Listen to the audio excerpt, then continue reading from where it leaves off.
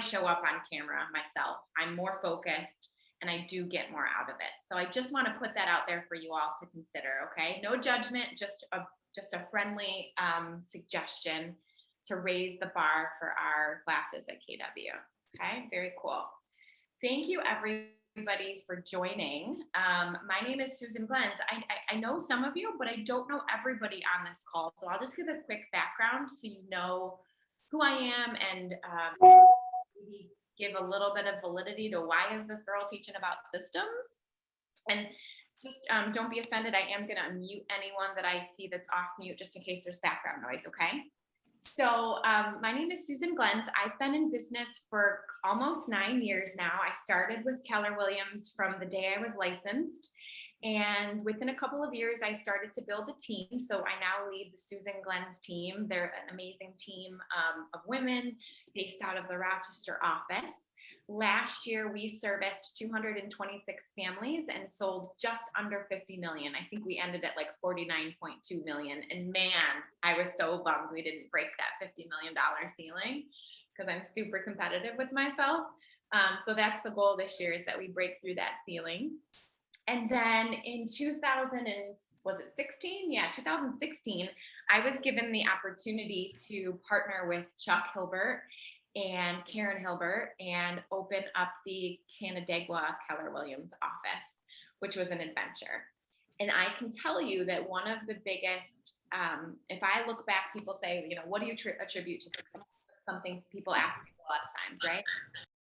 I would look back and say there's a lot of things. And one of the biggest things for me that's been a proven track record is the ability to create and implement and scale systems. So that's why we're here today, is to talk about systems, because I think they're so important in your business.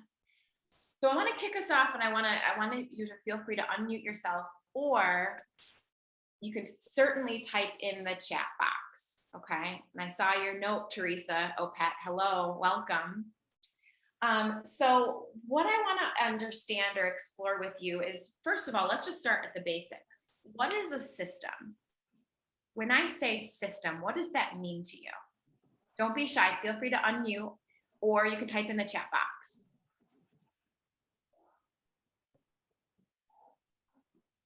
What is a system? I might be totally wrong, but when I hear systems, I think like a set of routines you have to kind of leverage and make your business run more smoothly. Man, it's almost like the Webster Dictionary, you wrote it for them. And is it Alicia? Okay. Yeah, Alicia. Okay, thank you, because the name was kind of blended, so I didn't want to mispronounce it. Awesome, Alicia. Yeah, thank you. That's awesome. Is there anything anyone else wants to add to what Alicia said?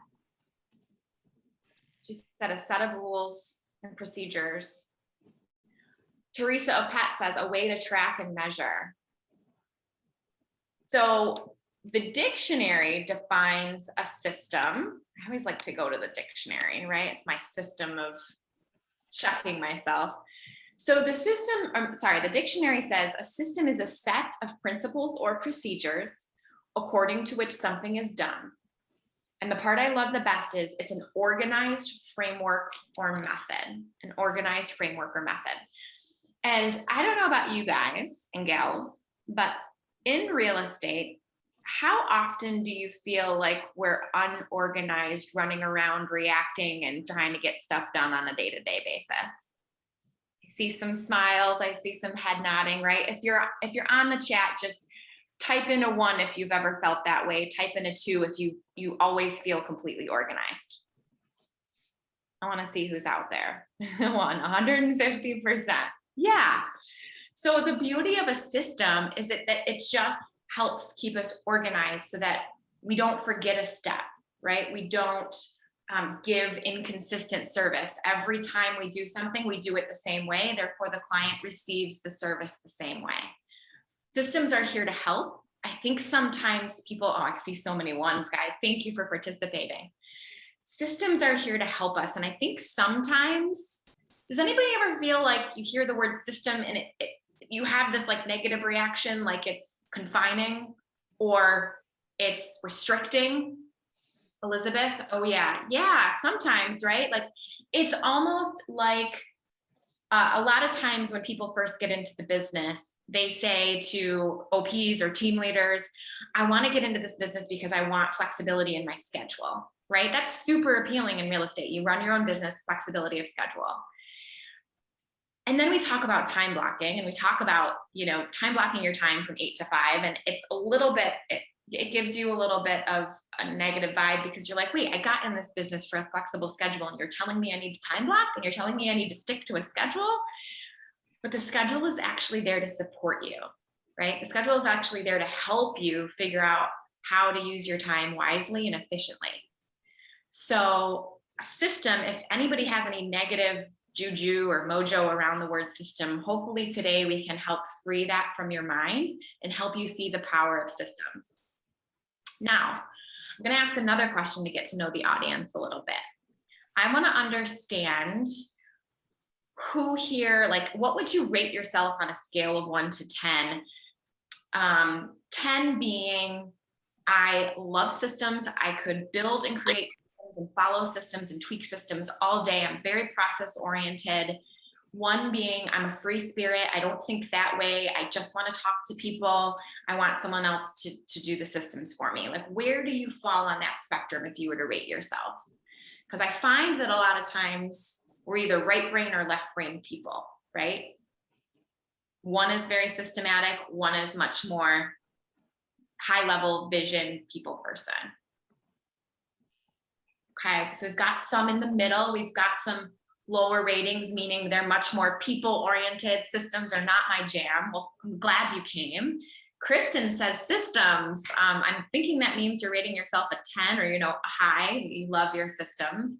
But for the most part, we have some lower ratings, and that's okay. That just means that that's not your strength zone, right? Low is not bad, because on the opposite of every single strength is a what? Weakness, right? So on the opposite of every weakness is a what? A strength. So even if you're low on that rating, guess what? If I ask the question a different way, how would you rate yourself in terms of people skills? You'd say I'm a 7, 8, 9, or 10, right? So nobody's here to judge. We're just here to understand where we are. So this is great. And this is what I expected. And that's why we're calling this class Systems 101. It's not to dive in and get super detailed and have you leaving feeling intimidated by systems. This is to help you get comfortable with them, get comfortable with the idea that they can help you, and you can make progress in your business with systems without having to be this amazing systems queen, right? Can you all see that maybe that might be a goal here? Is there any other goals that you have coming out of this class? Did someone come here for specifically, I want to learn this, or I hope she talks about this? And feel free to unmute yourselves. I'm just going to give it space so that everybody can have a chance to talk if you want. Yes, Susan, this is Allison. Hi, Allison. Hi there. Hey, so I've started to implement the systems, which is awesome. I do honestly get off the track by trying to handle a whole bunch of other little things as I'm growing. So I feel like I'm sidestepping, stepping up, sidestepping, stepping up, and like you say, tweaking the system. So that's why I'm here, is to hone in on and develop a better system. Okay. To handle those little. That. Pardon? I said, I appreciate you sharing, Allison. And can I share something with you? Yes. I would say that even my team, and I bet you if there's other rainmakers on the call, or you talk to other rainmakers that lead mega teams, and the only reason I bring up teams is because you think you need a system for 1 person. Think about needing a system for 20 people, right? Mm-hmm. Even I and my team, and we've got a lot of great systems, I would say we still feel the same way as you, that we're constantly looking for a way to improve. How can we get better? We don't feel like we're our best yet. So I guess my advice would be that feeling's probably never going to go away. Why? Because every single one of you on this call is an entrepreneur and a business owner for a reason, which means we constantly want to get better and be better and strive for excellence, right? Yeah. So if you can give yourself, I love that you came to the class. It means you're focused on improving, right? I guess I would make sure you give yourself the grace, Allison, to know that I'm not going to have perfect systems now or ever. It's an iterative process. And as long as I'm consistent, as long as I'm focused on being a little bit better each day than the last, or each month than the last, I'm on a good journey. That way it takes this pressure off of like feeling like you got to be perfect. Okay. Thanks. You feel Susan. that? Yep. Thank you. You're welcome. Okay. Thank you so much for the feedback. So I just want to increase my comfort level with systems, systems to keep organized, and systems for an admin to use. Accountability to the systems, John Pecora, yeah, do them and follow through with them. It's one thing to have a system, it's another thing to execute it. And I guess I would say to that, John, if a system isn't being executed, it probably means that it's too complicated, right? Or it's not giving the result to where the person is seeing the benefit to actually use it. So we need to tweak the system. Jillian, thank you. I'm working my systems and using what we went over with buyer seller deals on the Excel sheet. Super helpful. Awesome. With multiple transactions. Awesome. Awesome. Thank you. Okay. So what I want to do first is I just want to outline with you all, what are the systems of an agent's business? Okay. Now here's the thing. I don't have a fancy PowerPoint. I'm just a talker. I'm a sharer. I'll type in the chat box, but take your notes as you need to. And we're just going to kind of have it be like a mastermindy type of call. Okay. So I'll type these as we talk through them. But I'd love for you all to, if you can just unmute yourself and shout out what's a system inside of an agent's business. Because I could give you the list, but it's much more fun if we talk about it and you get your wheels spinning together.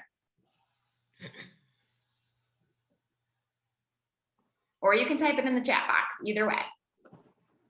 Time tracking, Teresa, thank you. What else? What are other systems? Gifting, I'm assuming, do you mean gifting like client close gifts, Joelle? Client closing gifts? That's what I assume she means there. Yes, okay, awesome. New Thank buyer you. lead. Buyer lead, Kari? Yes. Transaction management, Teresa, yes. Tracking transactions, same thing. Lead gen management, yep. Awesome. See, now the ideas are flowing and all of a sudden we're going to have a list of 100 things and realize our entire business is systems, right? Think about a buyer consult or a listing appointment. The process you go through, the scripts that you say, that's all a system, isn't it? It's just the more duplicative it is, the better of a well-oiled machine it is, right? The collateral that you bring with you, what you say, how you say it, when you say it, it's all a system. So hiring process, yes. Okay, so I want to take a, what did someone say? Staying top of mind, like staying top of mind. Okay, so like an aftercare system, right? Yes. With clients. Okay, yep. Perfect. So we're gonna take a step back, 1,000-foot view, and I'm just gonna give you the high level buckets of systems in someone's business, okay? The reason I wanna give you high level buckets is because all of these things that you just mentioned, they're gonna fall into those systems, or into those buckets. And sometimes we can think we can do such a brain dump that, like here, we have 10, 15 things, it can seem overwhelming. But if we boil it down to some key buckets, it lets us step back and look at it with a different lens, okay? So these aren't necessarily in any particular order, but these are the systems that every real estate business owner will have or not have, and be kind of winging it, okay? So the first one, and write this down, is buyer systems. And I'm going to type it in the chat box so it's there for people to see too. Buyer systems. Okay. Number 2 is seller systems.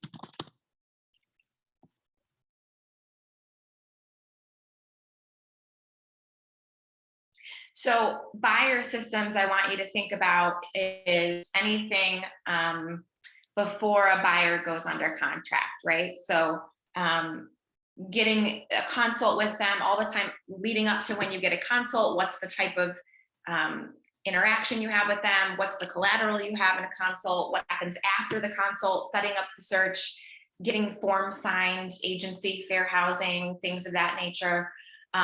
Showing systems would fall under buyer systems, right? It's a subset of that.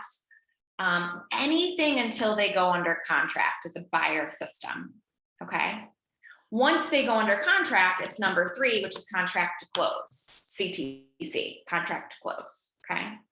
Seller systems, same thing, just switch it, it's a seller. So anything before they go under contract. So that would be the listing appointment, the listing process, putting it in the MLS, what happens then, all of that after, before they accept an offer, okay?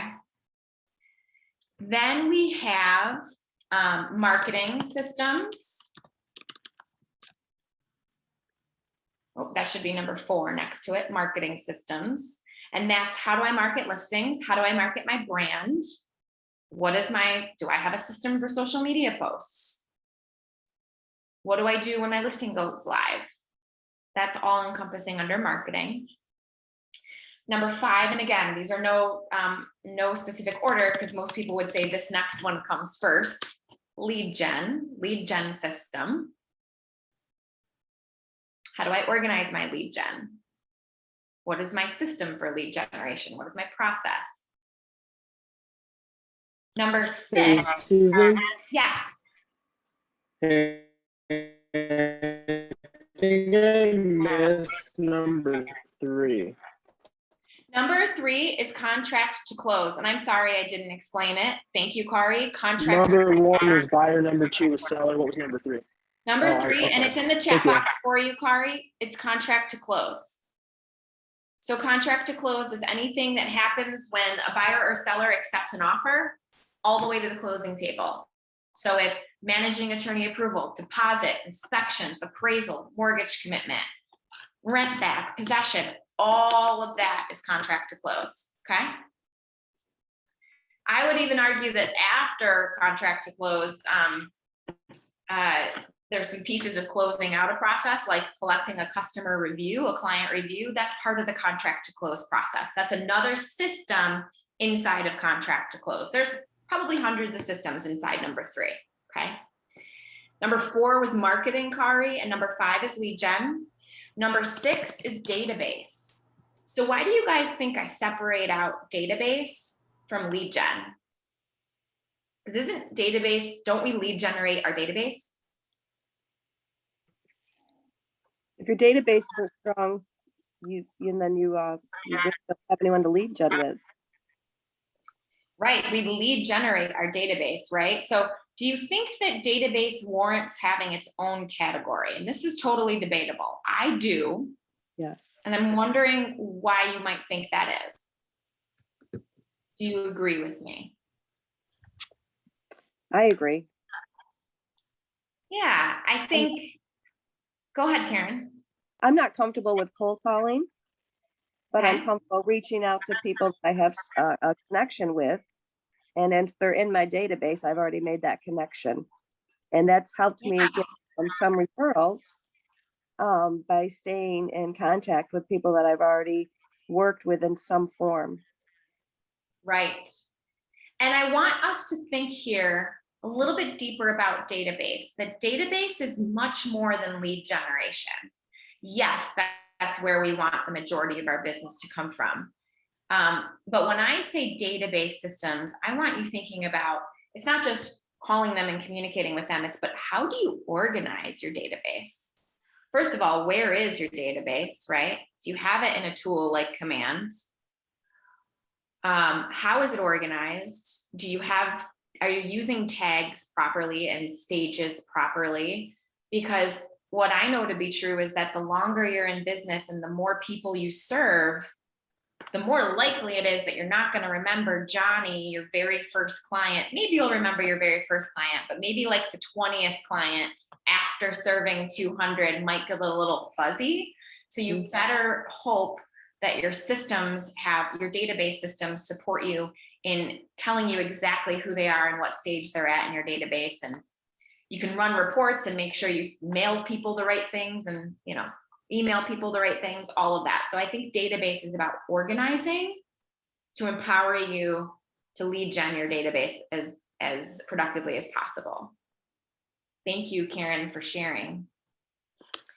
Okay, let's see. Teresa, yeah, thank you. For events, birthday cards, other ways of touching them, absolutely. John Pecora, you said, yeah, Mets and not Mets. I want to know, if you guys have read the MREA, Gary Keller talks about the database and he talks about Mets and unmets. Mets are people that we've actually met. They know us, we know them, I've seen them. Unmets might be an internet lead or someone that is a referral. Still, I haven't met them, right?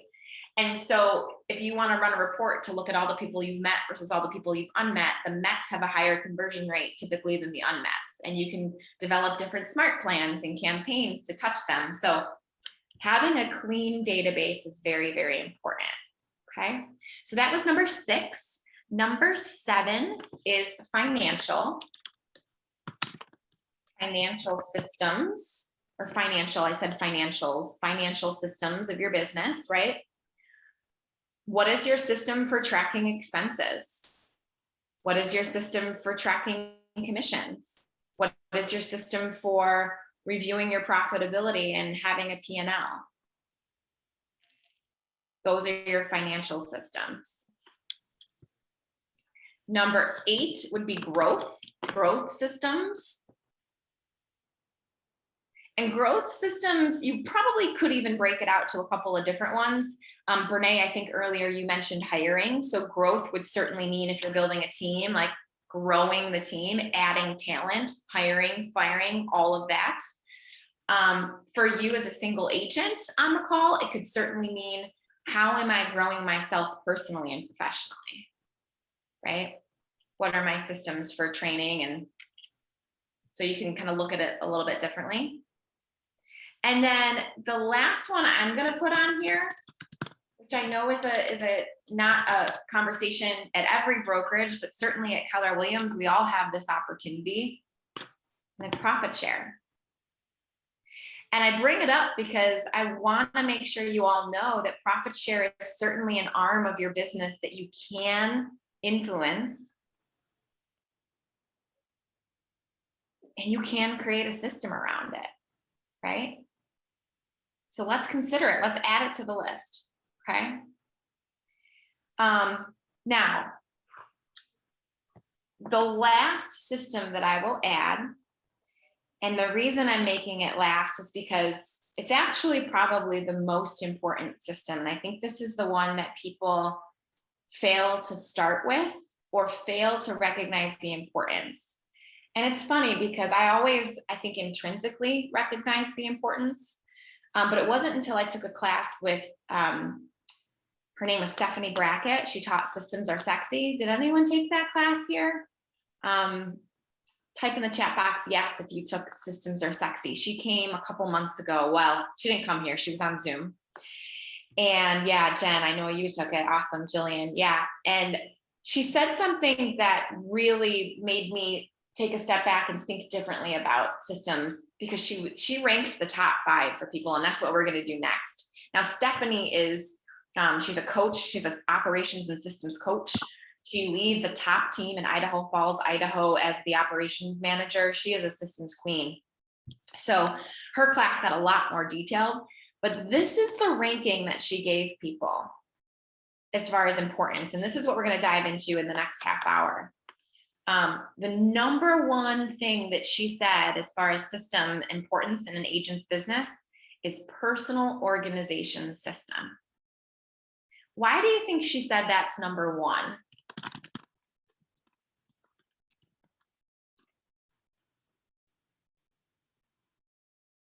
It's the lead domino, right? where everything is built off from? Exactly, Brenda. Thank you. It's the lead domino that if we don't know how to personally organize ourselves and our time,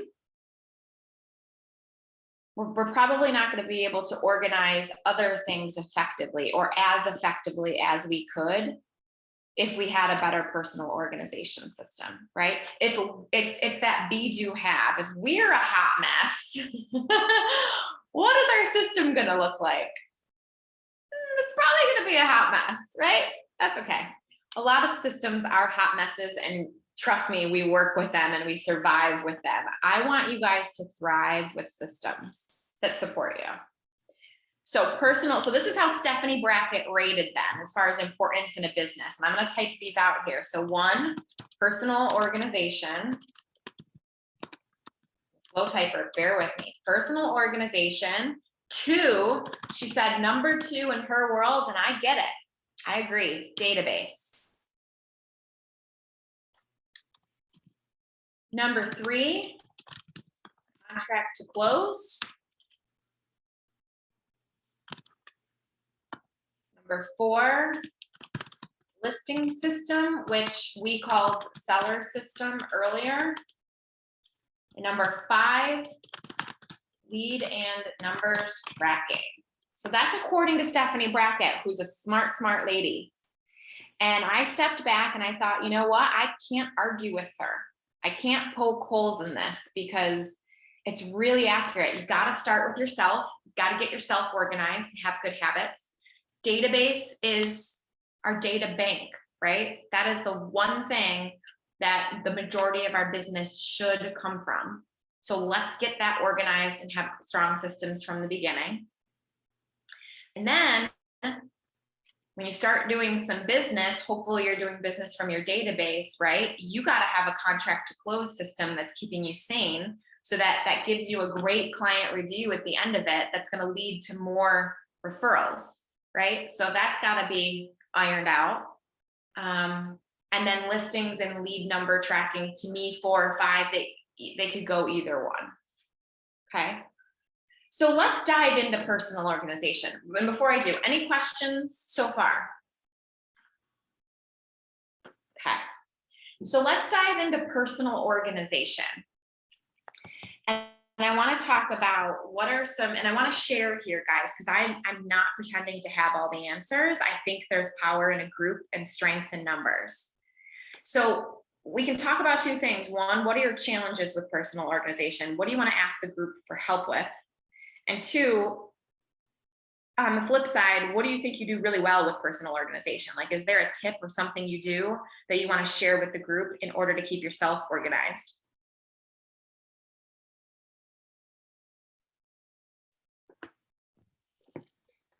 I'd like to learn how to stay on track and not get, I'll have a couple things working and I'll get an email and I'll jump ship and do that. Instead of staying on task and completing what I started, I would like to get more organized that way. I get a better system. Okay, Karen, thank you for that feedback. And I know there was a few other people that were going to share, so I'm going to write that down and we're going to circle back to it. Okay, Karen? Sure.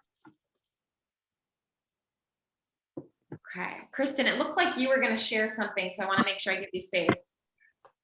Yeah, so as a new agent, it's funny that you're talking about, buyer systems and seller systems. I didn't really get to the other ones that far, but when I first started, I did go onto the Facebook website and I'm like, does anybody have a system or a checklist for, start to close, like when you have a buyer in, all the way through. So, and it was kind of like, we didn't really have one document that kind of told new agents what to do as far as like, okay, put in MLS, then the next step is do this and, get the photos taken. And so this is really helpful, I think, for me. So I put together 2 binders, one for buyers, one for sellers, just like you were talking about. And I think the one thing that kind of sets me back a little bit is I always feel like I never have the right system in place and I've never got it all accomplished. And So I'm like, okay, then I need to move on, you know, and try to just get past that barrier of it's not always going to be perfect. Yeah, we talked about that in the beginning, right? Because here's the thing, whether you sell 5 houses a year, kudos, whether you sell 1,000 houses a year, kudos, you're gonna have the same feeling, you're not feeling like you've got your systems together. It's just a different level. So I agree with that. Did someone else want to share?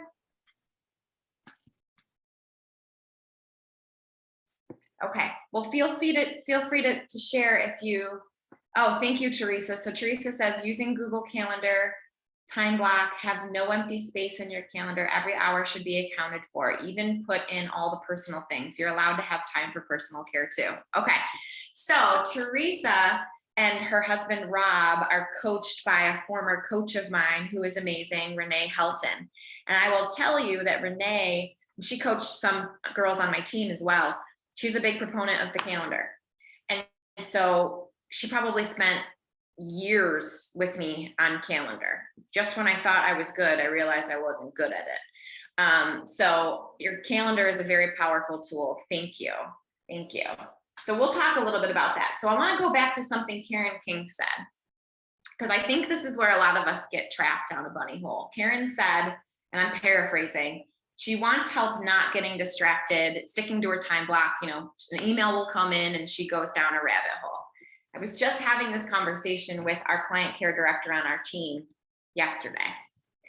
And the conversation was around wanting to spend more time focusing on systems, because in an operations role, that's what we do, right? And feeling like she was focusing so much on the contract to close, on managing the clients, but she wasn't creating enough white space in her calendar to focus on systems. Who can relate, right? I've got so many clients to serve. I'm not creating enough white space to work on the business. Everybody on this call, I'm sure, can relate. And what she decided to do is block out 3 hours a week. She's starting with 3 hours, and she's starting with 1 hour for 3 days. So I helped her think through, when is the best time for you to do that? When is the time that you have the least amount of distractions and interruptions from our agents? So she decided 8 to 9 in the morning is when she's going to do that. Now, I'm just giving you an example because I actually don't think you all should be working on systems 8 to 9 in the morning. However, for her, it makes sense in her position. And here's the conversation and how it went. And I know she wouldn't mind if I shared, because sharing is caring. I said, what needs to happen for you to be able to protect that time from 8 to 9? And the conversation went something like, well, I mean, I definitely want to protect the time. And I know that if an agent calls me or an email comes in and it's urgent, like, I'm going to tackle it. You see where her priorities are? No judgment, but do you see where her priorities are? If an email comes in, I'm going to react to it. Because she's so, she values responding quickly and not letting people hanging. I get it. And if an email is answered at 8:01 a.m. or 9:01 a.m., is the world going to end? No, there's really no fires in real estate. I know someone that's had a bad experience recently is probably shooting darts in my eyeballs right now, because they're like, there is fires. I just had a fire. It was awful. But there's no fires in real estate that can't wait an hour. I promise you. I promise you. So here's what I challenged her to do. And Karen, this is speaking directly to you too right now, or anyone else that can empathize with Karen. I said to her, I want to challenge you to show up. Actually, I said, well, let me back up for a second. I said, I want to challenge you to show up and not open your inbox. I want you to not even have your email open, so you can focus on whatever project you're working on. That way there's no distraction. There's nothing that's showing up to distract you. I want you to turn your phone over. I want you to turn your ringer off. If an agent really needs you and can't reach you, they're going to call me and find me, and I'll help them, right? So basically, do you guys remember in The Millionaire Real Estate Agent, which if you haven't read it yet, definitely read it. Gary talks about building your bunker. Building your bunker. I needed her to build her bunker. because she was going to react to the email. That's who she is. That's how she's wired. That makes a great customer service person, right?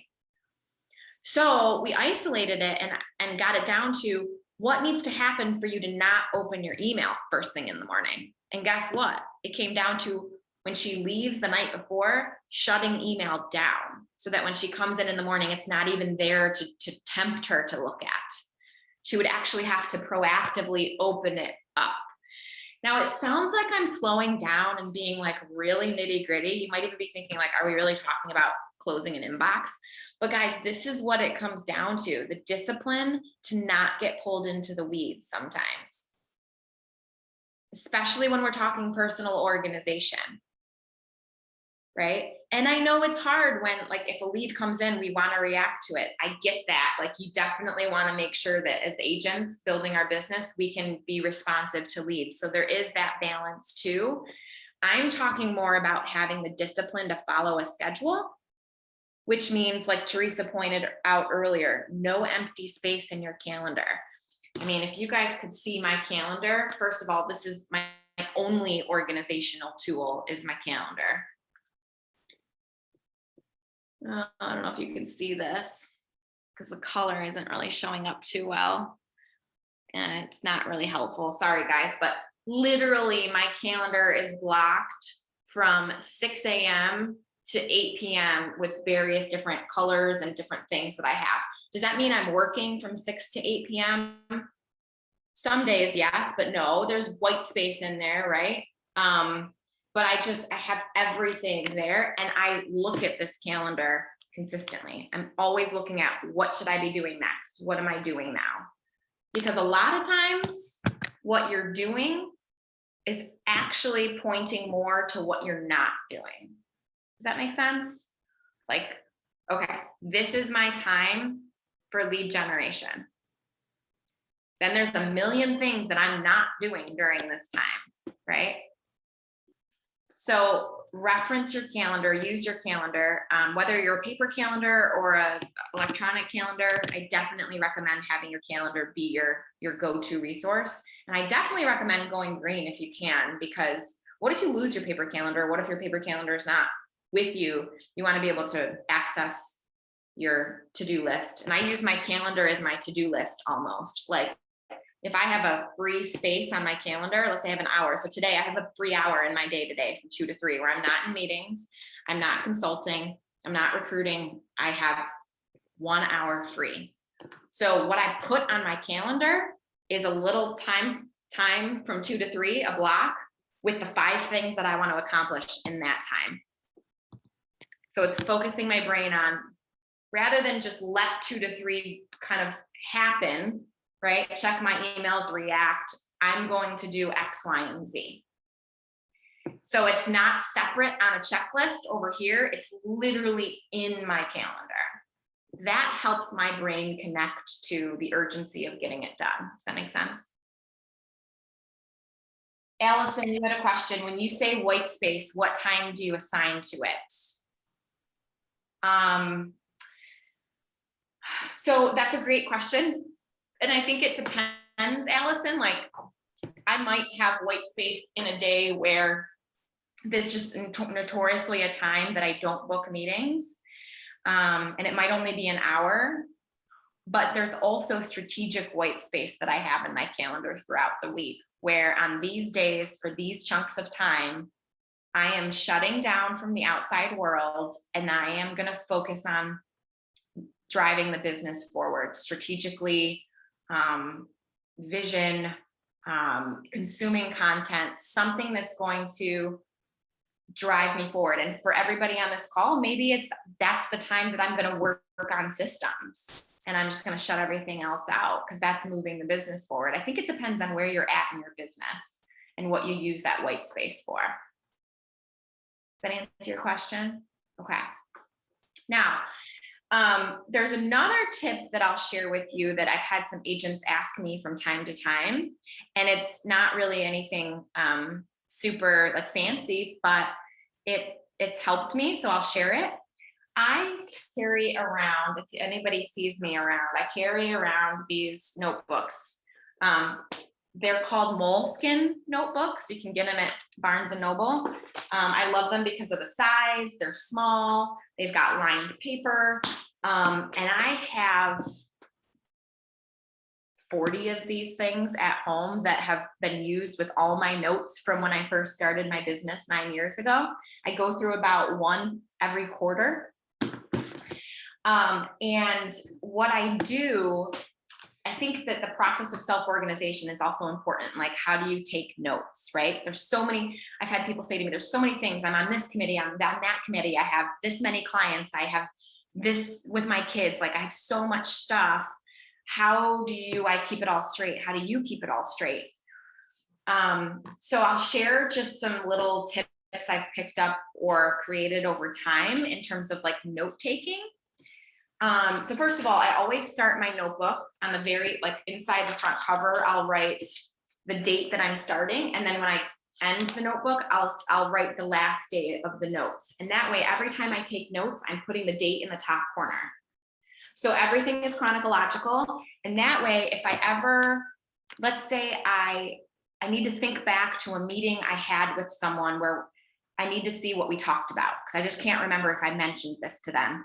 I can go to my calendar, okay, and I can see when did I meet with that person, and then I can look that date up in my notebook and go right to that page and see what we discussed, okay? So that's how I kind of tie my calendar to my notes, is I always have a date at the top of the page.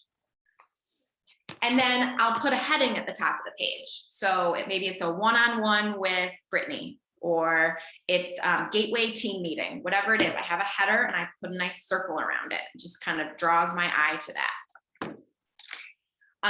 And then, so that's the front of the book, right? Is I'm taking notes with dates. Then what I do is I flip the book over, and at the back of the book, now this is a brand new book, I'm only like 5 pages in, so I don't have it yet. But at the back of the book, I'll start writing. So it's almost like the book's upside down, but it's right sides to me, right? That's where I put my to-do list. So if there's something that I don't want to get lost in the notes on this side, maybe I'll write it down here, but then I'll also transfer it to the to-do list here so it doesn't get lost. And that's just been helpful for me to kind of, because what I was doing before that is I would pick a page in my general notebook and I would just say, okay, today I'm going to write my to-do list here, right? And I'd brain dump 30 things. And then guess what would happen? I would go into my next meeting, start taking notes, go into my next meeting, start taking notes. And all of a sudden I'm 30 pages in and my to-do list is somewhere back here. I can't quite remember where. So I started putting my to-do list at the back because I knew I would always know where to find it and it would always stay top of mind. Okay. And then the other thing I've started to do recently in an attempt to go green, which is probably why you noticed I didn't start it here, is because I actually transitioned that to my iPhone notes app. Because if my notebook's not with me, I always have my notes. And so honestly, lately I've started to put my to-do list in my notes app. So whatever works for you, I just kind of shared with you my progression, if you will.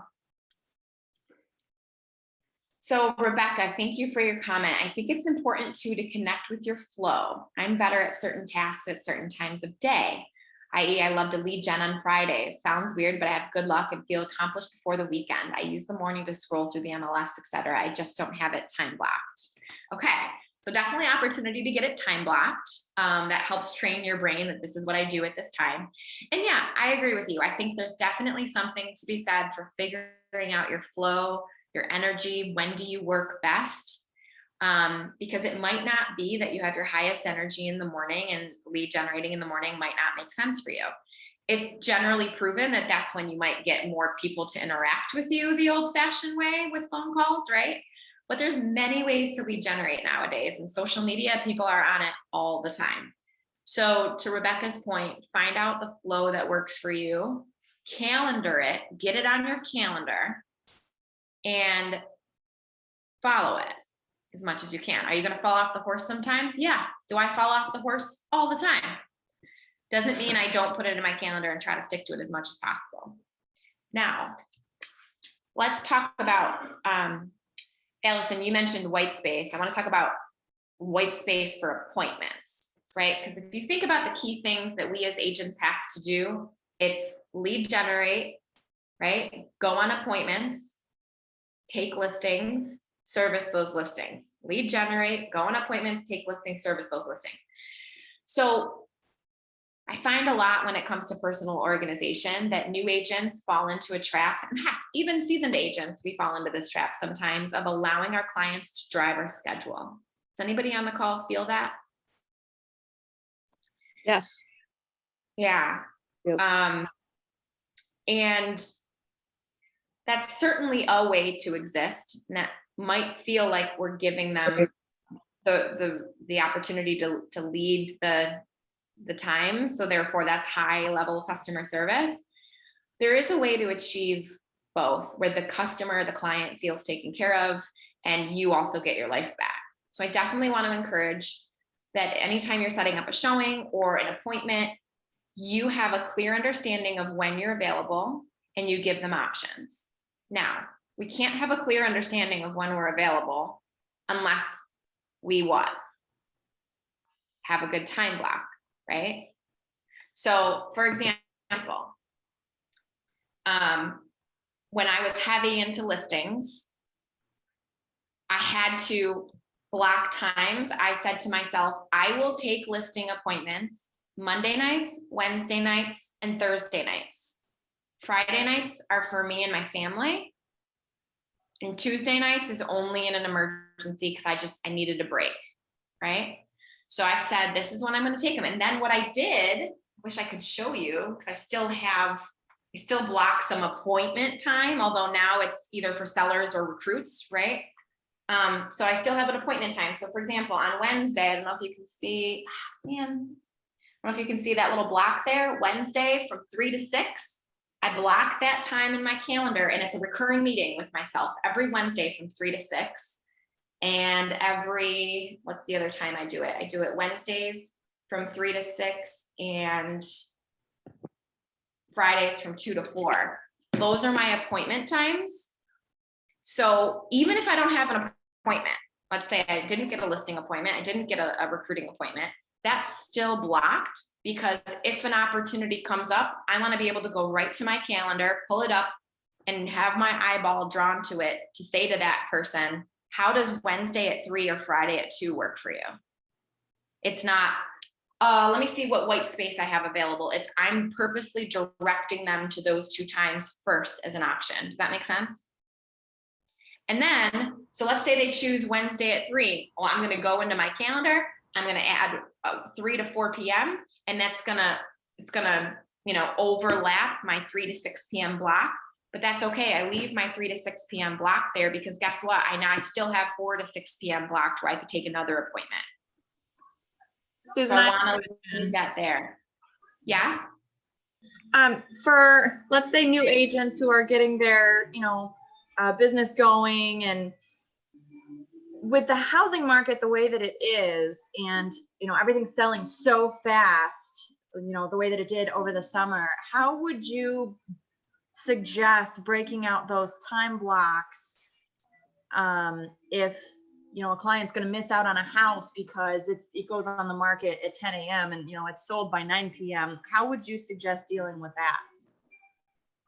So I think that great question, Elizabeth. Thank you. I think thankfully in our market, a lot of agents utilized delayed negotiations tool, which is as much of a tool for the seller as it is to help buyers agents, in my opinion, because we're all out there fighting for the same listings and navigating the same schedules. So I love that tool because it allows buyers and their agents to evaluate their schedules and pick a time where they don't feel under the gun, right? So I do think that has helped in this crazy market as more agents have taken that approach. And to your point, sometimes that's not an approach. Sometimes it's first come, first serve, right? So I get it. So, and especially if you're buyer heavy, let's be real. If we're listing heavy and we're really not working with buyers, this is less of an issue where you truly can, like I did, put appointments in and say, this is when I'm going to be available for appointments. And I will make an exception, right? Like I will take one if I need to in an exception, but not before I've exhausted the other options, right?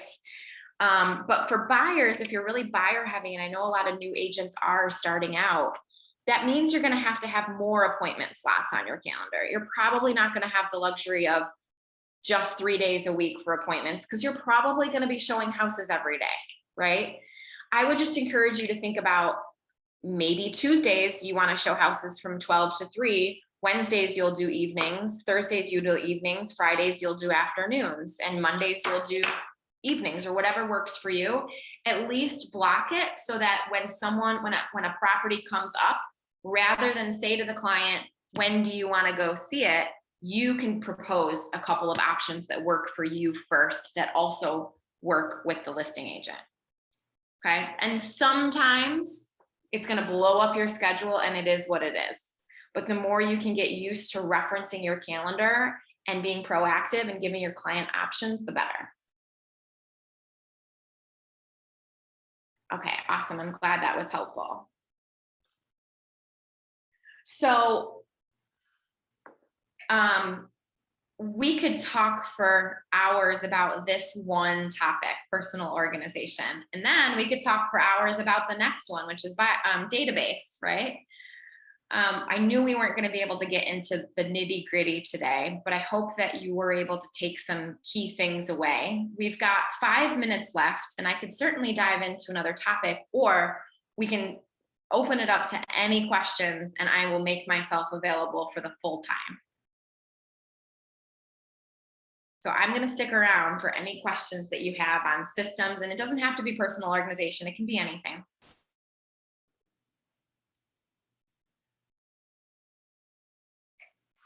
And then I'll ask, like, do you guys think it would be helpful to have this as kind of a recurring class mastermind where we can dive into different topics every month? Yes. Yes. Yeah. Oh, Jen, monthly workshop. You're right up my alley, girl. Right up my alley. Mhm. Yeah, because I mean, what do we truly have time to get into for an hour when we're setting the stage, right? But going forward, we can certainly dive into, all right, let's talk about seller systems today. What are the awesome systems you guys are using? And you guys will pick up some really great tips. And this is Kristen. I think that would be a really great idea. And the other thing is, like, maybe especially for newer agents, you know, how do seasoned agents set up their car? You know, do they have a filing system?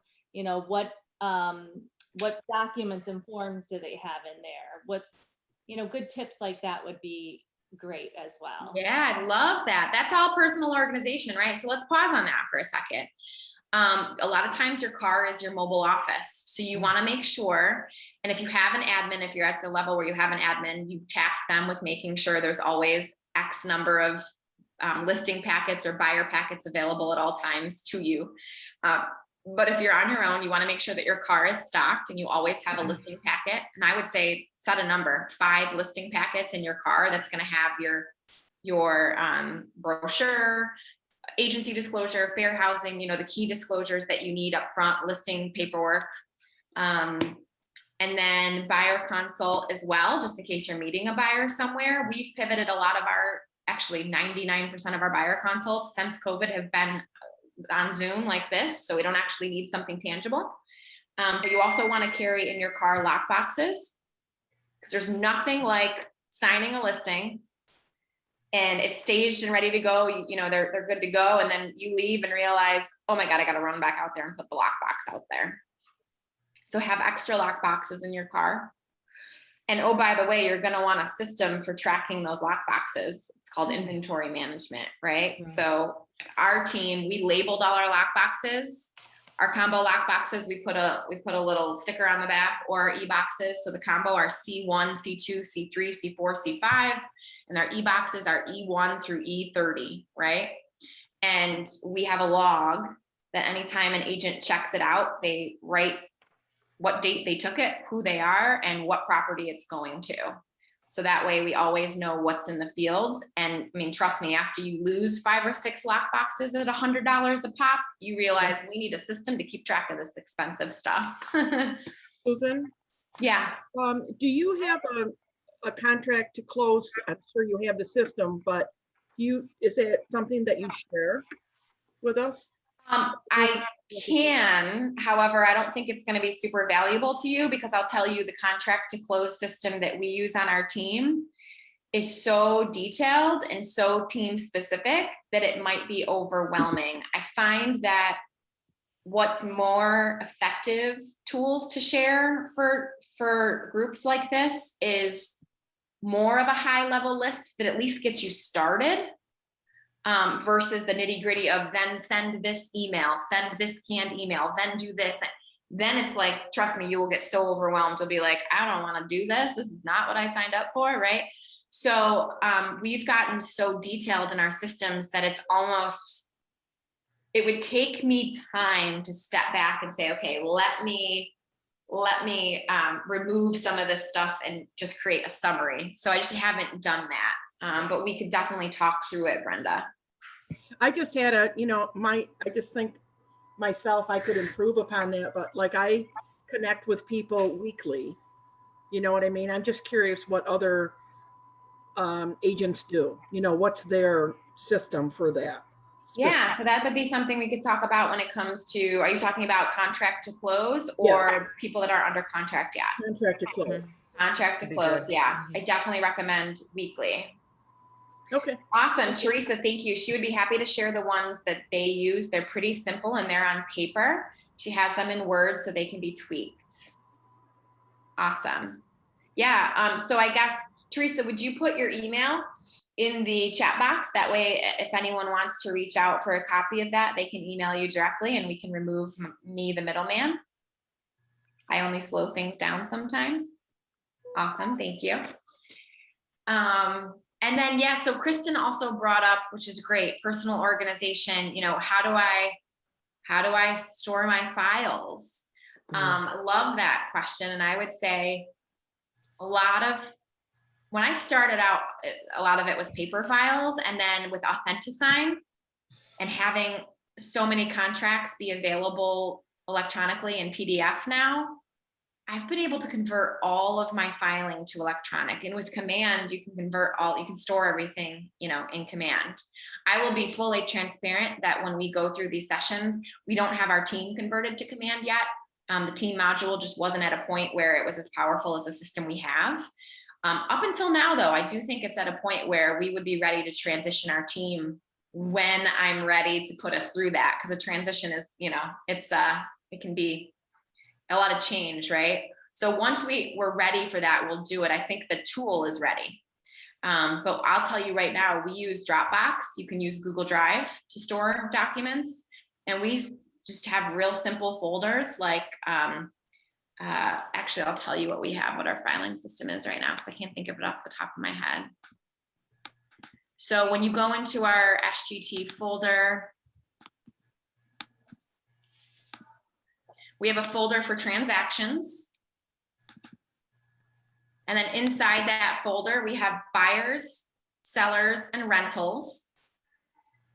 So if you click into the seller folder, we have more subfolders from there. It's all organized and very, I guess the word would be self-explanatory, kind of intuitive. So buyers, sellers, rentals. When you click into the seller folder, we've got more folders that say upcoming listings, active listings, pending listings, closed listings, expired listings. And we just move files within the folder. So if you go into upcoming listings, for example, we've got folders for all of our clients and their property address and all of their documents in those folders. And then once we go live, it's in the MLS, we just drag that client's folder into the active listing subfolder. And then once it goes pending, we drag it into the pending folder. You can do all of that in Command a lot easier than Dropbox. It's just the system that we started with, okay? And then when you get into closed sellers, it's organized by year. So 2021, 2020, 2019, it's all organized by year. That way, if we ever need to go back and reference, like we've actually had a situation where we had a client that bought with us in 2014. They sold with us this year. When they bought, they had an inspection. They wanted to look up the inspection report. thankfully we had it saved and we were able to go through all of our folders and find it with ease, versus a lot of times I see people and I cringe because it would drive me nuts. It would give me anxiety. I see people scroll through their email and search through their email for it, and they use their email as their storage box. And that just makes me cringe because it's much more time consuming than, you know, organized folders to find it. And we have the Dropbox app right on our phone, so my agents can go into our folder and find their transactions at any time if they needed to reference something. Thank you, Brenda. I'm glad it was helpful. So yeah, as we break, you guys, I will talk with Morgan about getting this class on the regular so that we can pick it up. And next time, why don't we dive into database systems? How does that sound? Good? Okay, awesome. Thank you for your time today. Have a wonderful week.